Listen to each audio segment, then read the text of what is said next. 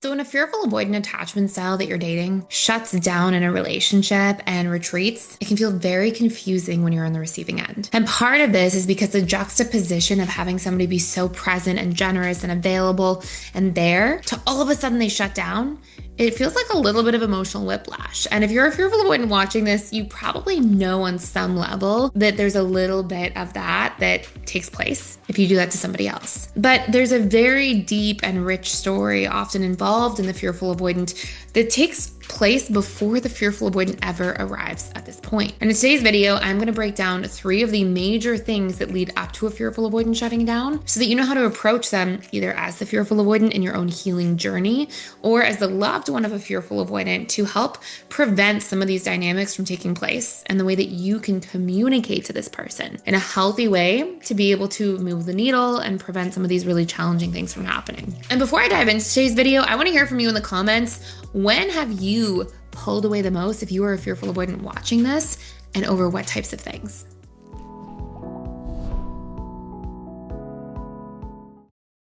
Here's the very first thing, and I'll actually speak a lot from my personal experience in this video because I was a fearful avoidant before doing a lot of this work. And the very first thing is that a fearful avoidant tends to get themselves in an over-giving cycle. Now, being very giving and generous is a beautiful thing. But there's a difference between that coming from a place of true abundance versus that coming from a place of compensation. And I'll tell you firsthand, when I was a fearful avoidant attachment style, I had some really deep core wounds of feeling like I wasn't worthy or good enough as I was. And so without consciously realizing that this was taking place, I would adapt to believing that about myself by getting into a relationship with somebody else and then essentially over giving as much as I could. And here's where it got really confusing, is that as a fearful avoidant, I also was somebody who deeply cared about other people and loved contribution. I loved to feel like I was caring and supporting and helping. I actually liked to feel like I was contributing to somebody else's life. And so it got muddy for me. I would always feel confused between, wait, why am I feeling resentful in a relationship that somebody's not giving back?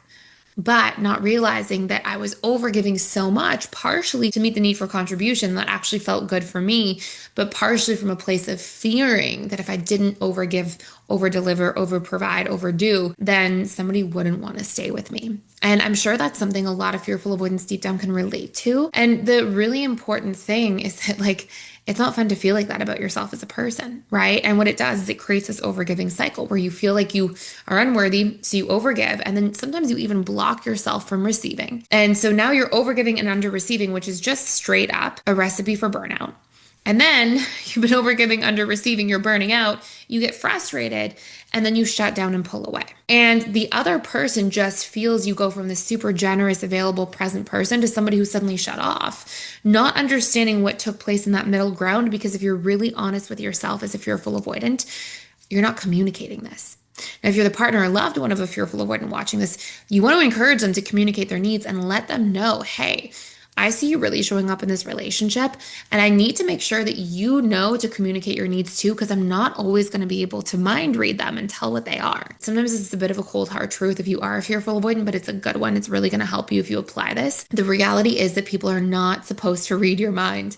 And so one of the things I learned in my own healing journey was to just check in with myself. If I'm feeling burnt out from over giving to somebody, am I actually doing this from truth, or am I doing this from compensation? And what I ended up doing was doing a lot of core wound work to heal this feeling of unworthiness I was carrying around at a subconscious level. We talk a lot about in the personal development school how to rewire these core wounds at the body level, at the nervous system and subconscious mind level. And you can dive into that. But the second part was, okay, when I'm overgiving, and this is really bringing me to point number 2 of 3 in this video, am I in a place where I'm actually communicating back? Because here's what I find, and this is, again, personal for me, that the best relationships in life are where both people are really generous with each other, but still able to self-soothe and self-regulate. So I know, for example, in the relationship with my husband, I show up, I care a lot, I'll check in, I'll do a lot of things out of love and support, and I have communicated over time that that's really important to me as well. So as we've grown over the past decade and talked through things and hashed things out together, he's learned the things that are really important to me in a relationship as well. And naturally, because it's been a long time, we've been together for 10 years, naturally he shows up for those things in a really generous, caring way too. And so now we have this, abundance of we both give from this caring space, but we also know that as we're both introverts. And I know I always seem like an extrovert, but I'm an INFJ. I see a lot of people ask me online. I recharge alone sometimes and need that kind of space to like read a book. And sometimes we'll hang out together in the same room and kind of do our own thing in quiet. And that's really nice. So, for me, I know that whilst it's really important to give and be generous, there's also room to be able to make sure we stay anchored and grounded in ourselves and self-soothe. And that's a really important part of the healing journey for a fearful avoidant. Even if you're a more extroverted fearful avoidant, you have to be able to self-soothe and self-regulate, but also be okay to lean on others. Tell them what you need. Tell them the things that are important to you so that you are giving in relationships that are reciprocal. Okay, so those are my first two major points. Before I get to the third thing, I just want to say if you want to do a deep dive into healing your fearful avoidant attachment style, we have a full course about rewiring your fearful avoidant attachment style. And this includes your core wounds, like the unworthiness core wound, learning your own needs in a relationship so you can meet them in yourself and convey them to others, rewiring your nervous system and ability to somatically process, do the body work. That's also a necessary pillar of healing fearful avoidant, and learn to communicate in healthy ways. We talk about these crucial pillars, and you'll literally be able to dive in and understand all of the necessary ingredients to wire in these new set points at the nervous system and subconscious mind level, which is literally once you've arrived at that point, you're in a place of true healing. So if you want to check that out fully for free, you can actually spin to win that course for life, a course for life from PDS, any free membership to PDS, or free trial to PDS. We have different prizes you can win, and I'll just link that down below. Here's a third thing that tends to cause a fearful avoidant to pull away, okay? So we have the first two. They overgive and feel depleted and burn out and retreat. They are giving and then feel like their needs are not really being met in return, and they're not communicating them.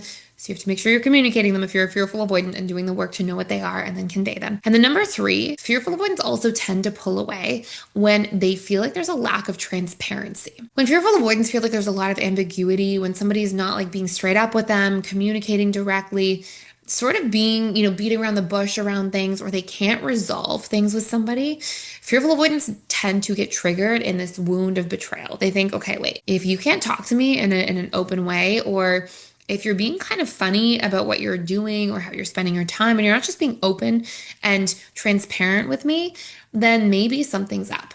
And if they don't have trust in a relationship, they will split faster than anything. A lot of fearful avoidants think that they will, they don't vet for trust. Oh yeah, I don't have that too big of trust issues in relationships. If you're really honest with yourself and you're a true fearful avoidant, you're always waiting for the other shoe to drop. You're kind of always on high alert. And it may be about like infidelity and loyalty, but it can also be about like somebody just changing their mind, or somebody not being a good partner, or, there can just be so many times where you don't trust like the future. It doesn't even have to be the person. And so you're always waiting for the other shoe to drop. And by the way, this is really important if you're a fearful avoidant and want to rebuild or repair trust with somebody. Trust is built on the 4 C's of trust. Number 1, consistency. Okay, if somebody's like hangs out with you once a month and then once a week and then back to once a month, they're inconsistent. You don't trust, like, are they here? Do they care? Like, there's no consistency.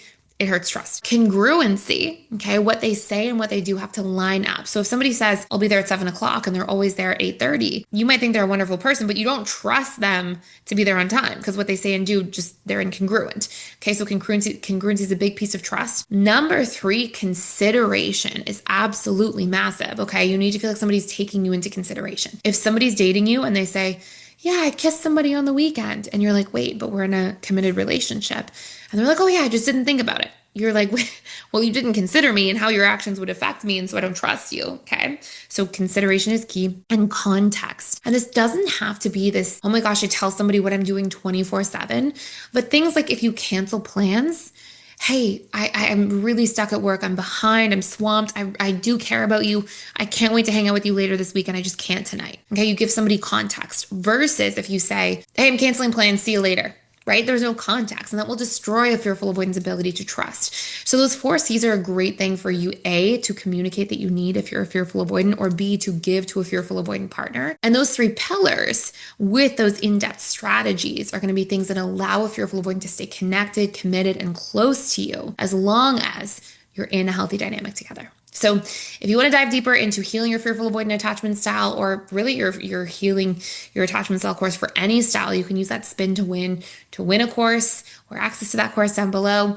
And if you enjoyed this video today, please like, share, and subscribe to this channel so you don't miss any future content. And I'll see you next time.